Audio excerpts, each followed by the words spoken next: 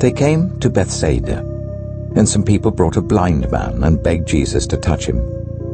He took the blind man by the hand and led him outside the village. When he had spat on the man's eyes and put his hands on him, Jesus asked, "Do you see anything?" He looked up and said, "I see people. They look like trees walking around." Once more Jesus put his hands on the man's eyes. Then his eyes were opened, his sight was restored, and he saw everything clearly. Jesus sent him home, saying, "Don't even go into the village."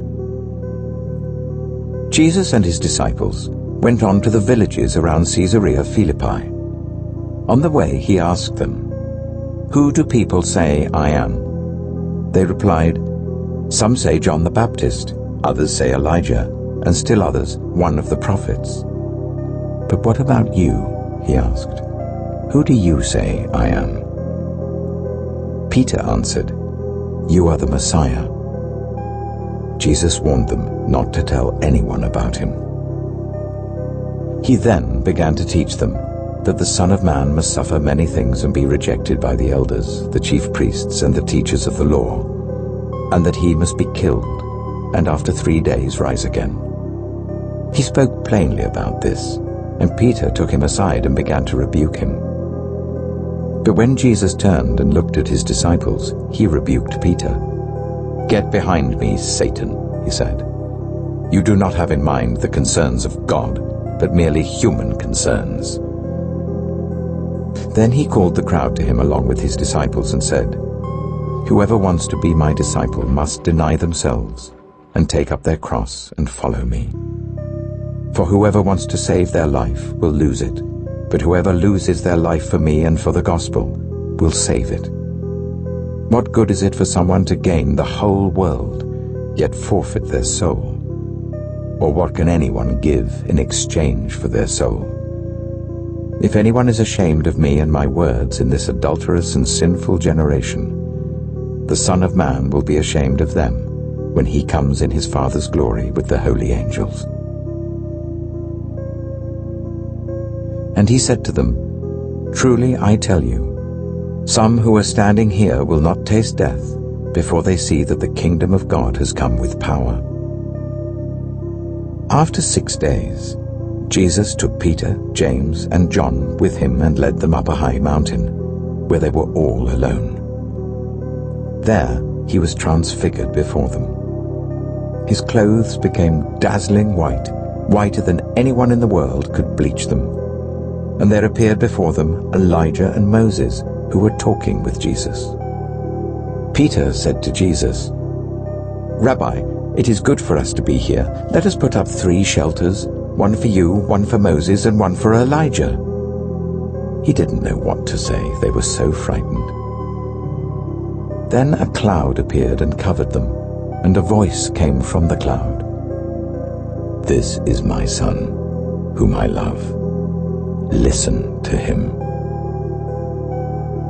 Suddenly, when they looked around, they no longer saw anyone with them except Jesus. As they were coming down the mountain, Jesus gave them orders not to tell anyone what they had seen until the Son of Man had risen from the dead. They kept the matter to themselves, discussing what rising from the dead meant. And they asked him, "Why did the teachers of the law say that Elijah must come first?" Jesus replied, "To be sure, Elijah does come first and restores all things. Why then is it written that the Son of Man must suffer much and be rejected? But I tell you, Elijah has come, and they have done to him everything they wished, just as it is written about him." When they came to the other disciples, they saw a large crowd around them and the teachers of the law arguing with them. As soon as all the people saw Jesus, they were overwhelmed with wonder and ran to greet him. "What are you arguing with them about?" he asked. A man in the crowd answered, "Teacher, I brought you my son who is possessed by a spirit that has robbed him of speech. Whenever it seizes him, it throws him to the ground. He foams at the mouth, gnashes his teeth, and becomes rigid. I asked your disciples to drive out the spirit, but they could not." "You unbelieving generation," Jesus replied, "how long shall I stay with you? How long shall I put up with you? Bring the boy to me." So they brought him. When the spirit saw Jesus, it immediately threw the boy into a convulsion. He fell to the ground and rolled around, foaming at the mouth. Jesus asked the boy's father, "How long has he been like this?" "From childhood," he answered. "It has often thrown him into fire or water to kill him. But if you can do anything, take pity on us and help us." "If you can," said Jesus. "Everything is possible for one who believes." Immediately the boy's father exclaimed, "I do believe. Help me overcome my unbelief." When Jesus saw that a crowd was running to the scene, he rebuked the impure spirit. "You deaf and mute spirit," he said, "I command you, come out of him and never enter him again." The spirit shrieked, convulsed him violently, and came out. The boy looked so much like a corpse that many said, "He's dead." But Jesus took him by the hand and lifted him to his feet, and he stood up. After Jesus had gone indoors, his disciples asked him privately, "Why couldn't we drive it out?" He replied, "This kind can come out only by prayer." They left that place and passed through Galilee.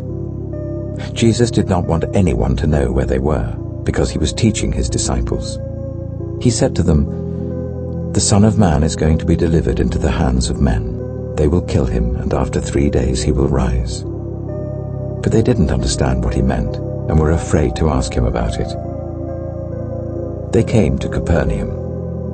When he was in the house, he asked them, "What were you arguing about on the road?" But they kept quiet because on the way they had argued about who was the greatest. Sitting down, Jesus called the 12 and said, "Anyone who wants to be first must be the very last and the servant of all." He took a little child whom he placed among them. Taking the child in his arms, he said to them, "Whoever welcomes one of these little children in my name welcomes me. And whoever welcomes me does not welcome me, but the one who sent me." "Teacher," said John, "we saw someone driving out demons in your name, and we told him to stop because he was not one of us."